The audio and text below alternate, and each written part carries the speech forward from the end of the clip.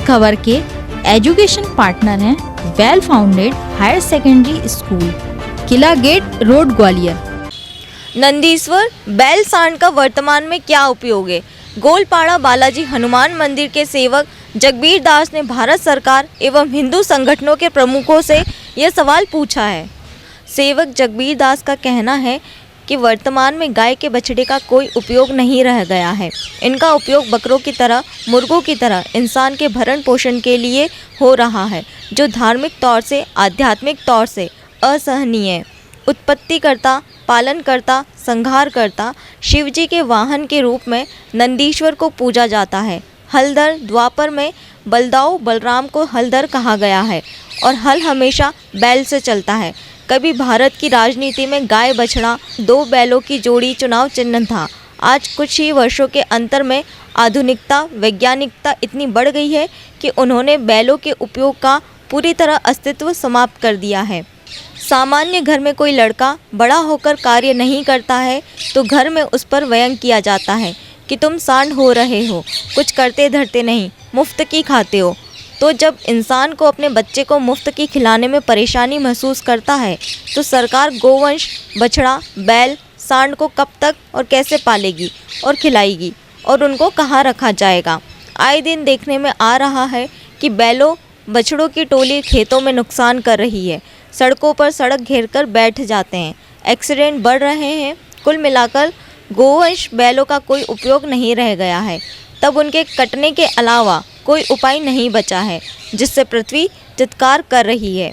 विश्व में बीमारियां बढ़ रही है। यदि शीघ्र ही भोले बाबा की सवारी के रूप में जिसकी हिंदुस्तान में पूजा होती है उसे नहीं बचाया गया तो रामलला मंदिर का बनना व्यर्थ है। आधुनिकता और वैज्ञानिकता ने प्राकृतिक रूप से हमें पिछड़ा दिया है, बहुत पीछे धकेल दिया है। कई युगों से हम उत्पत्तिकर्ता, पालनकर्ता, संहारकर्ता शिवजी के नंदी को नंदीश्वर के रूप में पूजा करते हैं और आज उनका हश्र क्या हो रहा है। कितना व्यथित होके कहूँ, कितना दुखी होके कहूँ कि गऊ के जाए, लोग भय में कहते हैं और निराश होके कहते हैं हम तो गऊ के जाए हैं। आज गऊ के जाए, बछड़े, सांड, बैल किसी काम के नहीं रहे हैं। आधुनिकता ने, वैज्ञानिकता ने उनकी उपयोगिता पूर्णतः समाप्त कर दी है। घर में एक निकम्मा बेटा होता है तो उससे बाप कहता है तुझे मैं कब तक खिलाऊंगा। और आज वही स्थिति इन गाय के बछड़ों की, बैलों की और सांडों की हो गई है कि आखिर इन्हें कौन पालेगा, इनका भविष्य क्या है, इनकी उपयोगिता भविष्य में क्या है। सरकार विज्ञान की ओर तो ध्यान देती जा रही है, लेकिन प्रकृति जो प्राय समाप्त होती जा रही है, प्राकृतिक संसाधन जो हमें आदिकाल से मिले हुए हैं उन पर हम कुठाराघात करते चले जा रहे हैं। उनकी तरफ कोई सोच नहीं है। मैंने पत्र लिखा है माननीय प्रधानमंत्री महोदय को, संघ प्रमुख मोहन भागवत को, हिंदू संगठनों के प्रमुखों को कि आखिर इन बैलों का, सांडों का, गाय के बछड़ों का होगा क्या, वर्तमान में उनका हो क्या रहा है। आपने उन्हें मुर्गा, बकरा और पड़ा बना दिया। जब वो किसी काम के नहीं रहे हैं और नहीं रहेंगे तो निश्चित रूप से वह इंसानों का भरण पोषण कर रहे हैं, उनको काट के खाया जा रहा है। अगर गायों के समकक्षी क्या नाम है, सांड और बैल हैं, अगर इतनी ही मात्रा में वो हिंदुस्तान में होते तो चारों तरफ दिखाई दे रहे होते।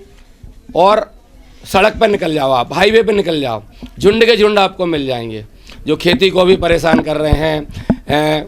जो सवारी है, जो निकलने वाले हैं रोड पे, उनके भी एक्सीडेंट हो रहे हैं। बैल गायों के भी क्या नाम है पैर टूट रहे हैं। इस तरह चारों तरफ हाहाकार सा मचा हुआ है, लेकिन ये शोर इस समय किसी को सुनाई नहीं दे रहा है। यह शोर किसी को सुनाई नहीं दे रहा है कि प्रकृति चीख रही है, धरती रो रही है कि आखिर नंदीश्वर पूजने वाला पेट का भरण पोषण बन रहा है।